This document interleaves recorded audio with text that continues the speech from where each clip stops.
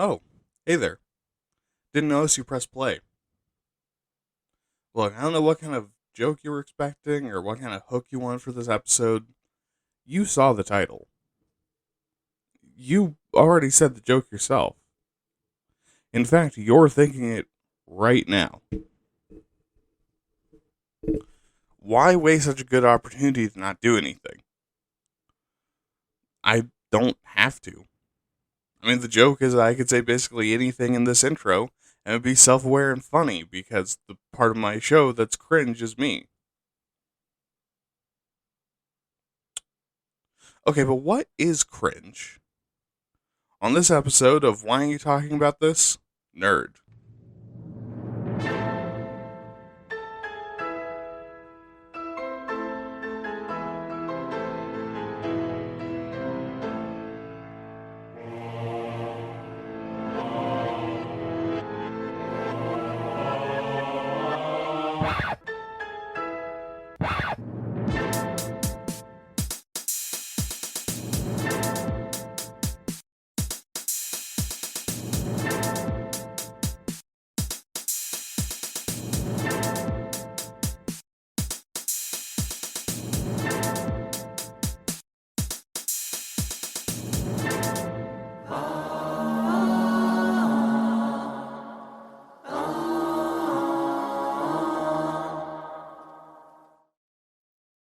Hello, everyone, and welcome to another episode of Way Tad Nerd. I'm your host, William, and I will be your guide today through the world of cringe.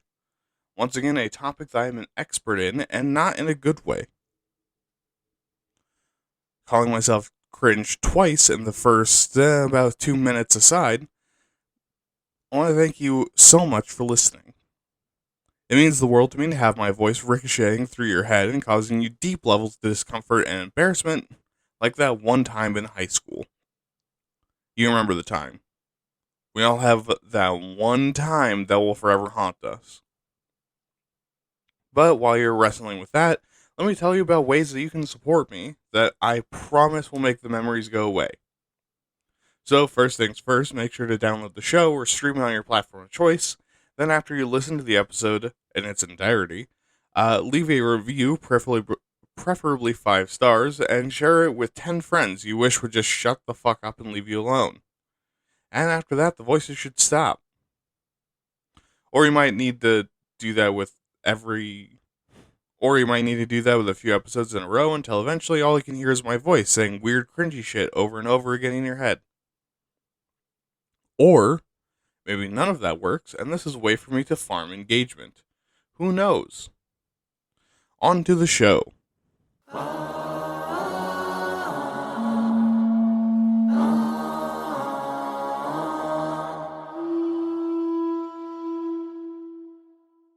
Alright, so this week we're going to be talking about cringe. And not just the thing that you do when you see me on the street. I mean the very specific emotion of cringe, as well as some common points of cringe in the world of writing and art. But first, let's nail down exactly what it is. Cringe, in the most general terms, describes an emotion that you get similar to secondhand embarrassment, but without empathy. It's a feeling of strong discomfort, embarrassment, and awkwardness caused by someone or something being so incredibly inappropriate, uncomfortable, awkward, or outdated that makes everyone around them extremely uncomfortable. It's like a Dutch oven of embarrassment, a bomb vest of social anxiety, if you will. And the lack of empathy thing is an important part of it, because secondhand embarrassment and cringe aren't the same thing. Secondhand embarrassment is putting yourself in their position, while cringe is just so potent that it hurts everyone. Another important part of cringe is the social aspect, because cringe can't exist by itself and is instead from breaking social norms, expectations, and engaging in facts pisses so hard that it explodes out of you like the hand grenade I have stuffed in my asshole in case I get pulled over.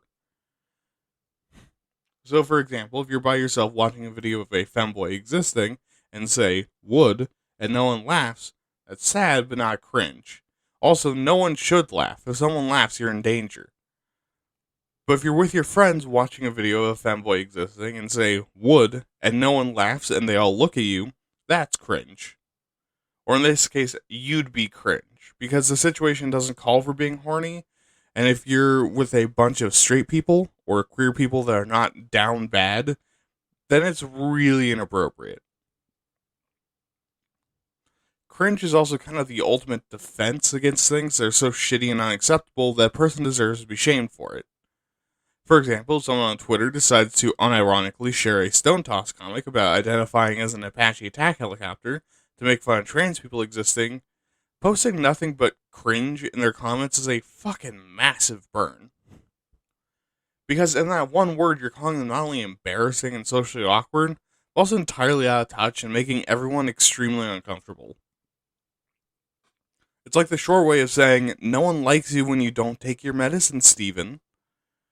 Or if someone says that the two places women should be allowed is the bedroom and the kitchen, and you should preferably have a different woman in each of those rooms, calling them cringe is kind of just jam-packing the entire message of feminism, how reality works, calling them a stinky right-wing incel that would never fit into their skewed view of masculinity in the first place, and the disappointment of their father into a single, super dense slug of get fucked.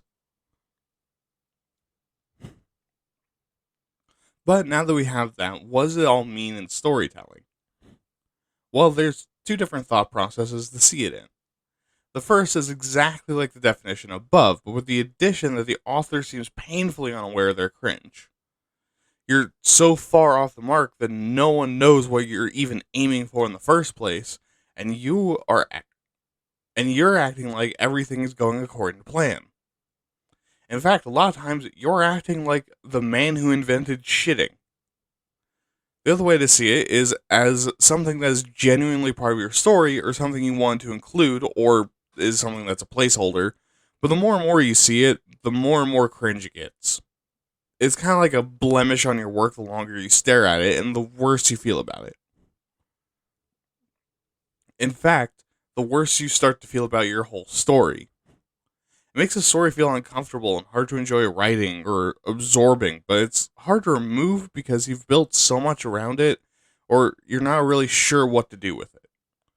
And oftentimes, this says something about you, the story, your character, or your audience that's kind of uncomfortable to think about, and probably isn't even all that true. Like real world cringe, writing cringe blows up and covers everyone in it. So then, you might be asking, what exactly makes my writing cringe? Well, what I have is some examples of some cringy tropes in writing that you should probably think about before using. And before I turn to my friend, the internet for help, let's look at three I came up with off the top of my head that always makes me cringe. First is the edgelord protagonist. These are characters that have extreme personas meant to be cool, shocking, and badass, with more edges than a razor blade dildo and a blender falling into a wood chipper. And this is super cringy because people think they're making like Trevor from GTA, but are really making whatever the fuck that guy from Hatred is called. They want a really cool, hyper-competent nihilist, but they forgot to make a character instead of putting every possible edgy emo kid desire into a person. Also, as far as I am aware, part of the point of Trevor in GTA is that this is not how a person is supposed to act. This is not a good guy. So it's kind of, let's not like aim to make that kind of character if that's not part of your point. Anyways, second is the references to memes and pop culture. Because not only does this date the hell out of the work and really decrease its overall lifespan and reach, but also kind of like region and culture locks it. Not only that, but it's also very transparent what's going on, or what appears to be going on. Someone in the writer's room is having a hello fellow kids moment and are trying very hard to relate to the children. Also, just straight up lifting a meme from the real world doesn't work how memes work in the real world. I mean, in real life, part of the appeal of memes is that they are kind of just definitionally a little bit cringy. If you're trying to enjoy a piece of media and then they toss in a random "who wants to watch me hit the gritty" in your goddamn fantasy setting, it not only implies a lot of things that should exist that don't, but also questions everything about the world, but also is a reference to a meme that is designed to be cringe, because that's kind of the baseline assumption of all memes and why they're funny. And finally, the one that always gets cringe at me is the extreme exposition dump. And this is mostly cringy to me because of how often it's used to just absolutely rug pull an otherwise important moment to save a character's life or re-engage the audience with a twist. And as I've said before, this happens a fuckload in anime. It's frustrating, annoying, and also exceptionally slows the story just so you can just stroke your cock to your own work. But anyways, one of my internet friends, I don't actually know them, but I really love their stuff, Mythcreants, has 4 cringe tropes to bring up. The first is whataboutism. I don't know, what about it? High five. Anyways, this is a real life thing as well as... this is a real life thing as well, which is why it's cringe. It's basically when you try to excuse a bad thing you're doing by pointing out that someone else is doing a worse thing. Like if a vampire character kidnaps young women off the street and the author justifies it by saying, well, it's okay because sex trafficking exists, like that makes their actions defensible in any way. Or when politicians defend cheating on their wife because worse husbands exist. Oh wait, that one actually happens. The second one they list is innocent patriarchs. Basically, dad is a good dude who's kind and just, while every other member of the family is a terrible piece of shit to the main character. This is most common with stepmoms and step-siblings, but can happen with anyone. And what's the main problem here? Well, besides being clearly anti-step-parent, it does also really kind of imply that the dad is either fucking blind or complicit, and that means either men are evil or stupid, which isn't the point. And it's similar with the rest of the family because they're normally women, so it kind of implies that women are just malicious and cruel. And then we have empty progressivism and authoritarian apologism, which I feel like are both largely self-explainable. The first being when a piece of media goes, "Yay, girls are strong," and then proceeds to put all of its female characters in a corner to ogle at the menfolk doing all the work and having all the character time. While authoritarian apologism is what Twitter users do when they decide that the part of 40K that they like is the dystopian fascism. Or in other words, when a story claims that authority figures shouldn't be questioned, traitors punished, and that the right authoritarian will make everything okay, and that they always tell the truth.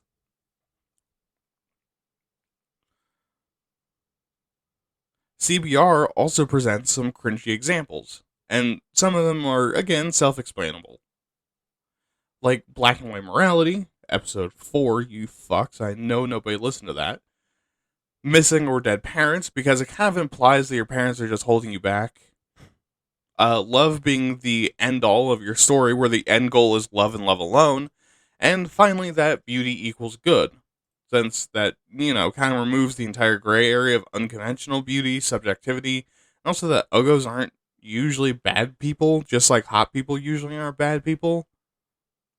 I mean, honestly, normally it's like the like mid-range, like 5, 6s, and 7s that are the shitty people, and that brings them down to like a 1 or a 2. Like they're, anyways.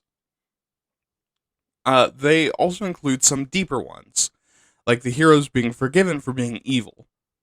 Basically, the heroes can be pardoned for their shittiness and make mistake after mistake and have everything pan out because of one action, which entirely robs the stakes of the story, and is also not how life works, and we all know it.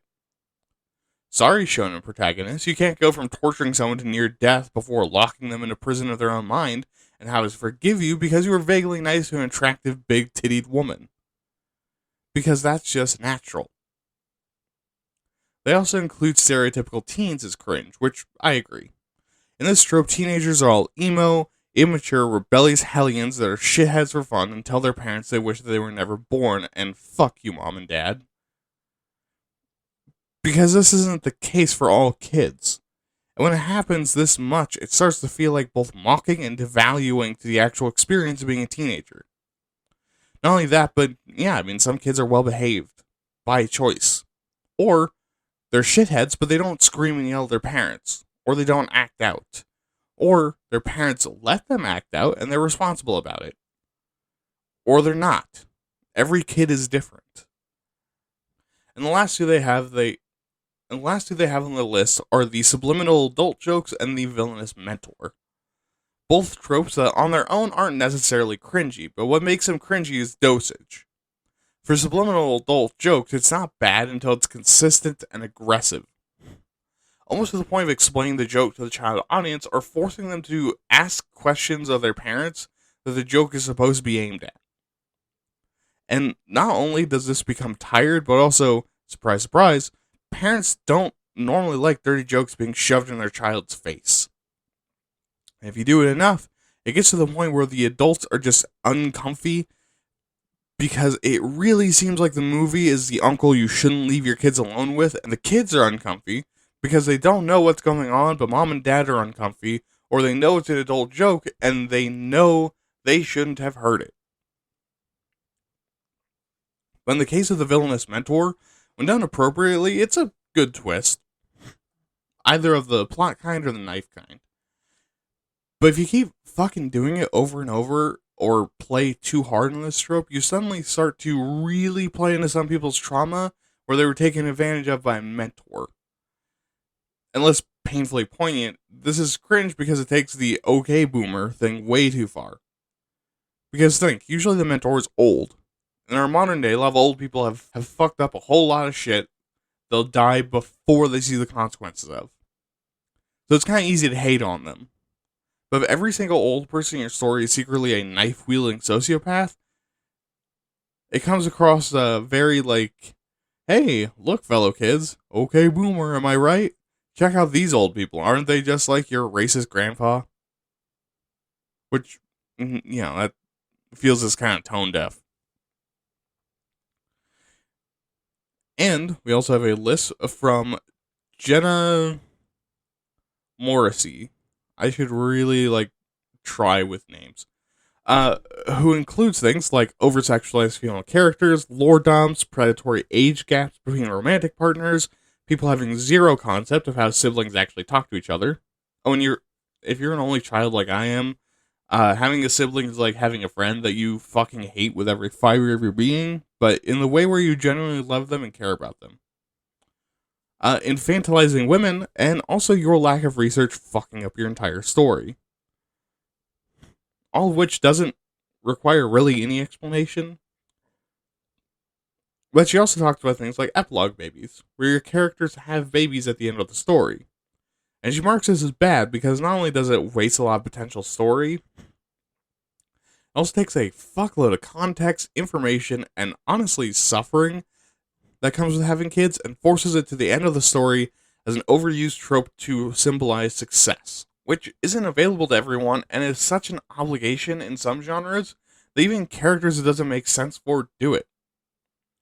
And there's the quirky, relatable loser, the real Scott Pilgrims of the fictional world. This can be cringe and tired because a lot of the times the character just refuses character growth and to take responsibility to be weird and quirky. And usually the author will play it off as, wow, aren't they funny, lol, until they once again violate everyone's boundaries for fun. And the last one she lists is the trope of purple prose, which is just overly flowery language that is way, way too poetic for what you're writing.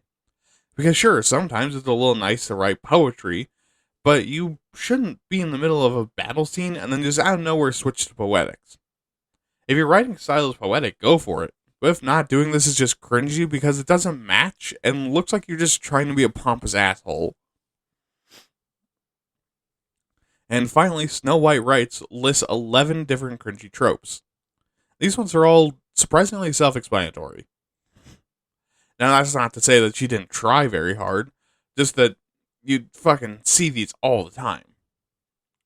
And she lists boring main characters, absentee or dumb parents, love stories that glamorize infidelity, stories where the plot is dependent on no one fucking talking to each other, dark and angsty friends or love interests, kids and teens that act like adults, antagonists that won't fucking stop monologuing to just do the one thing that they need to win, fake woman empowerment, plain Janes and Jacks with unrealistic amounts of romantic interest, tragic backstories that are only ever mentioned once and never again, and people with zero experience saving the entire goddamn world in record time despite millions of experts trying and failing. And those are, again, just some examples. There's a truly massive number of cringy tropes and otherwise normal tropes that become cringy if you don't exercise some control. In fact, many of them we've talked about on this show, including the Mary Sue, self-inserts, and race coding. So then why exactly did I go through all of that? Well, because these tropes can help us to determine the categories of cringe. Those being the cringe of the people, or cringe of the character, cringe of the author, cringe of the format, cringe of the culture, and cringe of the self-righteous.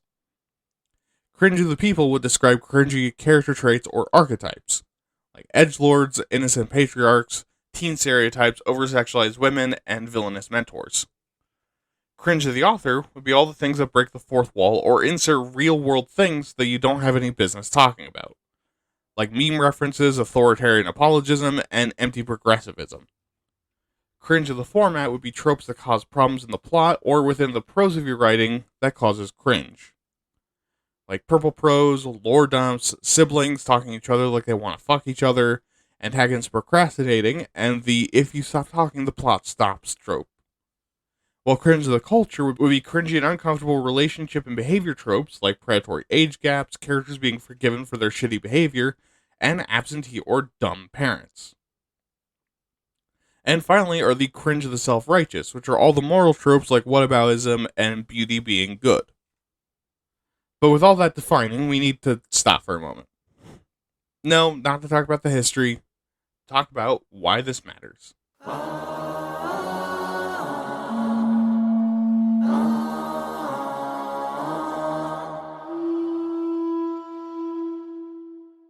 Yep, that's right. No history. Because fuck that shit, I'm not looking at the history of cringe.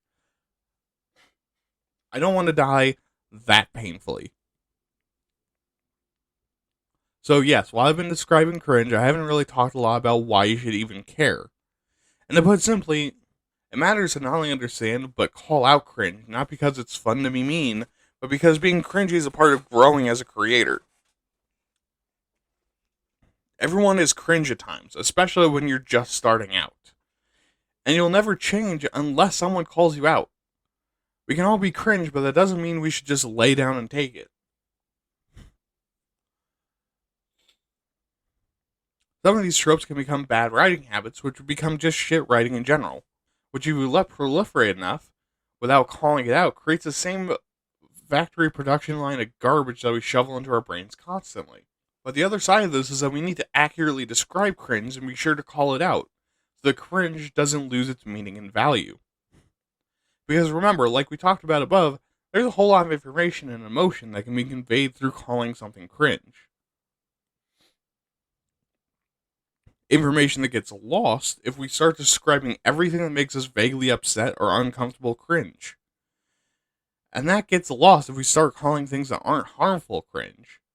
Writing cringe is about writing about feminism or guns in a positive way, or saying some of your turbo ultra space marines are actually pussy bearers. It's about writing something problematic and harmful that's really awkward, uncomfortable, and or antisocial, and missing the mark entirely on writing it well. And if someone calls your work cringy, that's a chance to seriously inspect how you write. Which, all of that, I think, honestly kind of makes the current section useless too. So we kind of have a super short episode today. Lucky me. Or you, depending on if you're listening to this because of some kind of genie curse or something. So let's just get right into how to deal with your cringe.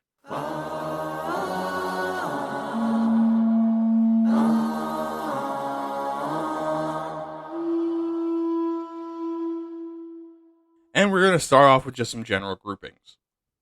These are to be used if you encounter something cringy and you can identify the category it belongs in. But also, some of these categories have overlapping advice. So first, we're going to be looking at the cringe of the people and the culture together, since they can be fixed in your writing in very similar ways. The first and best way to combat these is to make your characters a lot more nuanced and their relationships more complicated than whatever you've written down. Because people are complex and so are their relationships. If you're really attached to using these traits or your story needs one of those cultural cringe things, which I'm going to say, doubt on that one, bud, then this will help you at the very least reduce the cringe. Because a lot of that cringe comes from them being overgeneralized stereotypes. If you have a good explanation or context for these tropes and go into some depth with them as your audience is exposed to them, and teach them some of the background information surrounding it, then at least make the traits seem consistent and reasonable. However, the second piece of advice, and probably the better one, is to just not. Because none of these tropes are core characteristics to any genre they're in. I mean, think, when was the last time a genre demanded that you have an edgy 32-year-old protagonist with a sexy 19-year-old do-nothing female sidekick he's trying to fuck? And I swear to fuck, do not say anime. We all know. Besides anime. It'll often be a lot easier, cleaner, and also more reasonable to just straight up not include something like a massive age gap or infidelity being a good thing. But if you do decide that, you know what, yeah, I want to write some hardcore undistilled cringe today, and decide to make a character relationship like one of these, the best way to use it is to give other people very real and normal human reactions to it. To everyone that isn't the edgelord, they're just a weird, sad loser. While to the entire assembly at the wedding of two cheaters, that's exactly what they are. That yes, this is a person that exists, and they might even be the protagonist. That doesn't mean that they're normal or justified in acting how they do. They may in fact be openly and aggressively opposed. Just like in real life. For Cringe the author and self-righteousness, you first need to take a step back. Can you pull this off? If you doubt yourself for even a moment, don't do it. Of course, some of them should never be attempted, like the meme references or other tropes that are really in the moment. These things aren't cringy if they're well done, but much like shooting a cigarette in your mouth to light it, the people who can know it's a dumb idea and they don't. But if you do think you can pull it off, go ahead and give it a shot. Then show a trusted friend that you believe the opinions of and will give you an honest answer. And when they call it cringy, don't come crying to me. I warned you. But if your heart is set on it, modify them a little bit before use. Like conceal and modify your memes to fit your story and turn into a more subtle joke that your savviest audience members will understand, but that doesn't really get in the way of your story. And also ensure that your empowerment and progressivism are real, and not just pandering virtue signaling. As for your moral lessons, keep them to lessons you believe. Be specific. Don't just say greed bad. Talk about what aspects specifically are bad and why. And in general, in both life and writing, try not to side with fascists. It's okay to have characters say something incorrect and morally questionable, as long as the narrative doesn't prove them right by not questioning them and pushing back. But yeah, don't recommend. Overall, just don't do this. You're not going to pull it off. That isn't a burn on you, that's a burn on these tropes. And finally, for Cringe of the format, the quickest and easiest advice would be simply, don't do it. Because unlike the others, very little about these tropes are actually good. These tropes and styles of prose are usually caused by lack of experience and not really understanding how this whole writing thing works. And hey, that's okay. You'll get less cringe over time and eventually be good at telling the story that you want to tell. But in the short term, the most important things are really some writing basics. Make sure you write in a way that comes naturally and about something you either know a lot about or don't mind doing a lot of research on. Also, that's within audience expectation and can actually hold the weight of the narrative, characters, and audience interest. But because I mentioned them, let's run through how to do a few of these tropes. First is the edgelord protagonist. And these kinds of characters are most infamous for being 1, too edgy, and 2, interfering in group dynamics that's important in both role-playing games and writing. And you can fix that in a few ways. First, you can try playing them straight, but don't make them the hyper badass that everyone loves. No, make it realistic.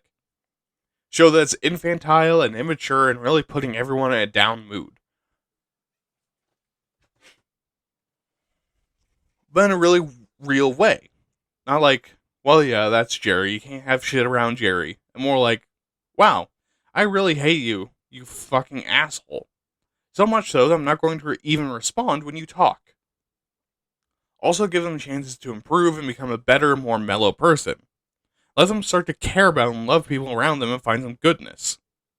Like maybe your cringe edgelord whose heart is nothing but darkness and pain, like you'd never believe, falls in love with the team's goth twink, and now he's coming out of his shell a bit and realizing that, yeah, these people are actually pretty cool. If you want to avoid an edgelord, that's also fairly easy. You can have a character with edges, but them knowing those edges hurt people and them being genuinely unbothered is both cringy and also unrealistic. Even edgelords in real life deep down care. And hey, to you little edgelords out there, I mean you. It's okay that hurts, buddy. You get to cry too. But to save your character from being an edgelord, make them aware that their actions cause harm and be deeply bothered by that. Or they only really have a few edges. Or the ones they do have aren't particularly harmful to the group. Second is how to salvage a boring protagonist. These guys usually come from a desire to be inoffensive or make an easy character to turn into a self-insert for a more mild-mannered and emotionally neutral writer. So to fix this, let's look at the things they don't do. First and primarily, they don't capture your audience. And no, not because they're stupid, but because this dude is them in all the ways that are boring and in the ways that are fun. So they can't really relate. So make their personality a bit different, their outlook on things in general, or on particular topics really weird or abnormal, and maybe give them a weird or obsessive interest. That one's always fun. But boring protagonists also fail to make choices, so make them do that. Important, plot-altering choices. If the story will happen regardless of their input, then no one will give a shit about them. These characters also tend to be a bit too generic and everyman, so give them a unique story, cultural background, and some habits and idiosyncrasies. I shouldn't have used that word because apparently I can't say it today. But yeah, like a personality. Finally, make sure your characters change and grow because a boring protagonist won't ever change over the course of a show. So the best way to make them interesting is to develop them further and further along the course of the story. Third are stereotypical teens.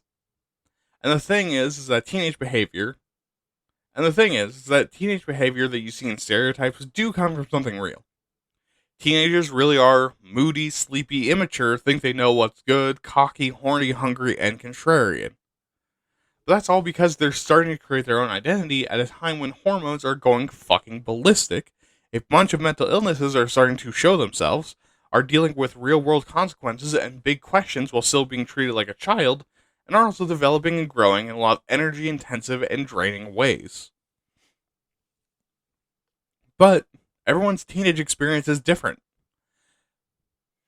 Lean on your own memories from when you were a teenager.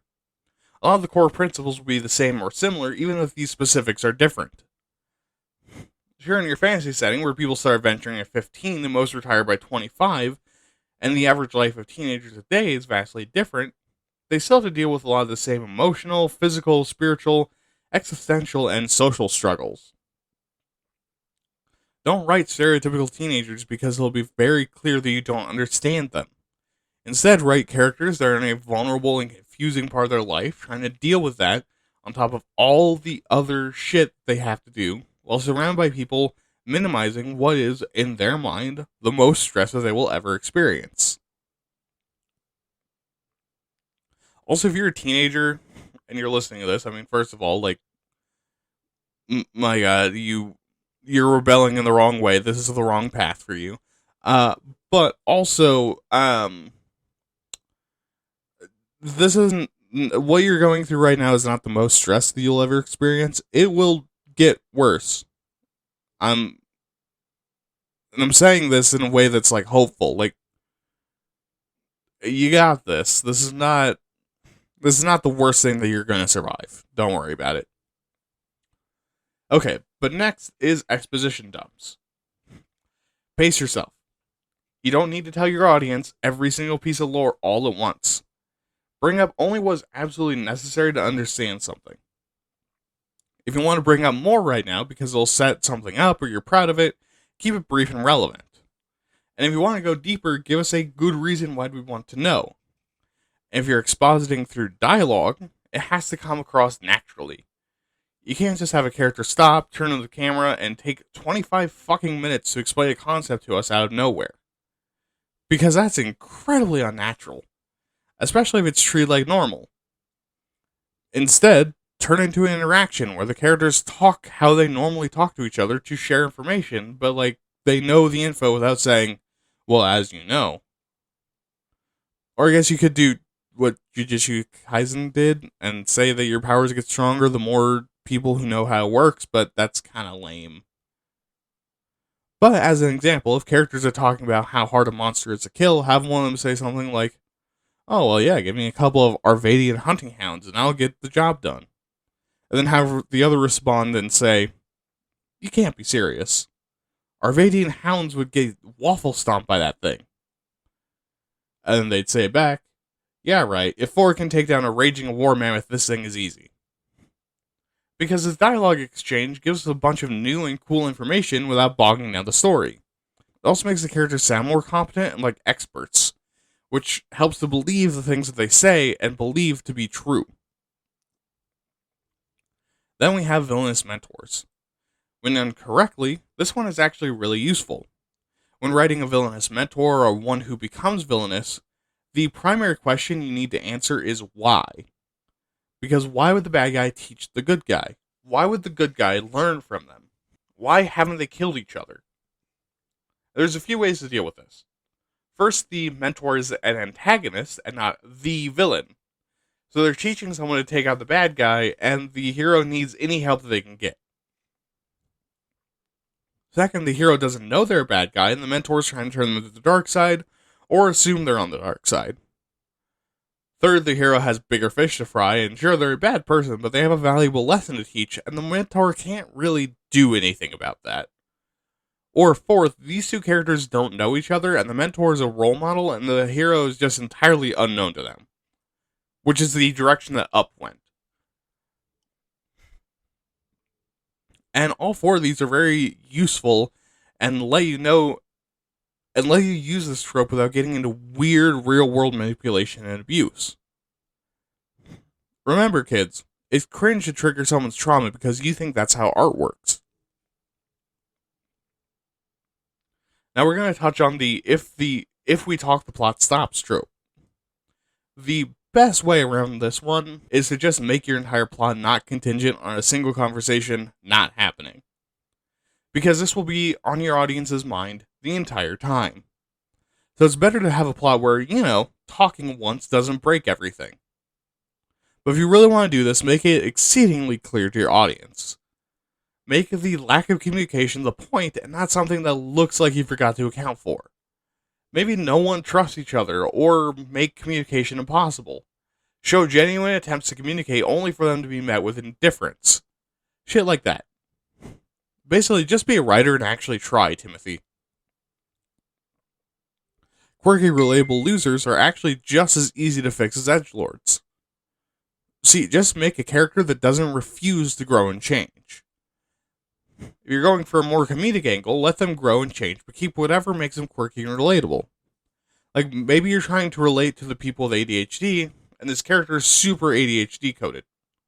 Maybe they start to wean off the destructive parts of the neurospicy, but they're constantly picking up new absurd hobbies. Like, one week they've decided they want to invent a new brass instrument, and the next they're trying to learn Vulcan from YouTube tutorials and guessing. Which I think is kind of the direction they went with Jake Peralta.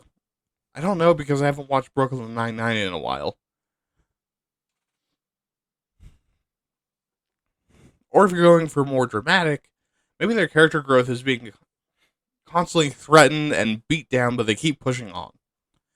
It's also important that they're actually a loser. These characters lose a lot. Sure, it's easy to make them just lazy and stupid, but it's more relatable to make a character that's fucking weird and keeps getting bent over by life for it. And if you really want to lean in, demonstrate how big of a negative impact this has on their life. Like in Shaun of the Dead, Shaun is relatable and quirky, but is also a complete loser, and everyone around him knows it and calls him out constantly for it. And finally, whataboutism. With whataboutism, it's important to understand that you can include it in your story as long as it doesn't get your sanction. Don't allow characters' whataboutist views to dominate a story and get actively not only questioned, but shown to be wrong. If you're trying to use it to justify something you believe, find a better reason.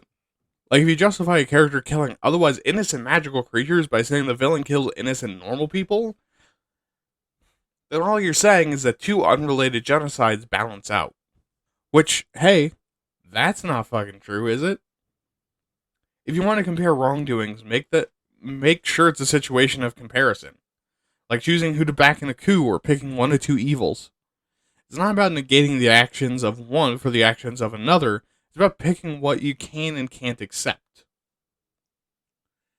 And with that depressingly real note, let's go to the soapbox.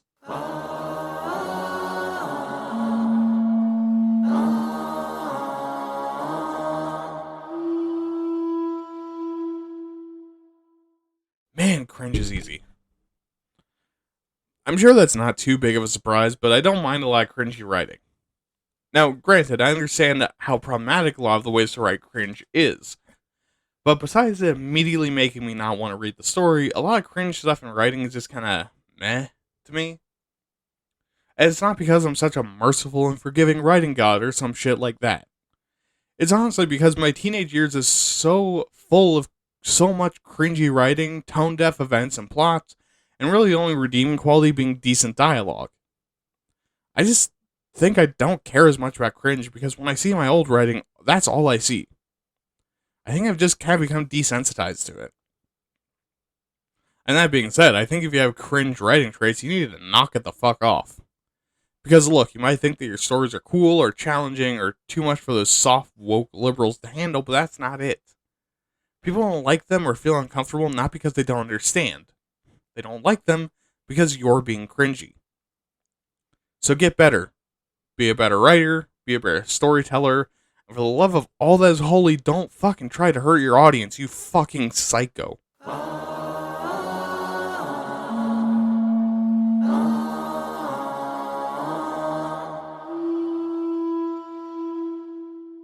Had to put younger me on blast there. Motherfucker thought he was a writing genius by making everyone else uncomfortable.